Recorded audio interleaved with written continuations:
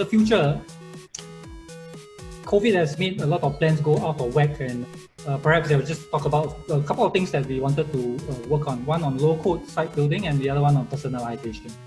For low-code, there is a free license we've been offered by Acquia on the Site Studio, which allows the marketers and developers to kind of collaborate at the back end to develop sites very quickly. So some of these components that are available, this thing called personalization, which is a very difficult thing to do. We are kind of exploring with the Office of Student Life, who recently completed a virtual orientation called FOMO. Instead of fear of missing out, is freshman orientation moves online. Since much of the activity now kind of moves online, we thought we could serve different web experiences based on demographics or browsing behaviors. Good personalization is very hard to do. So what we call a wicked problem, but we are very game to give it a try.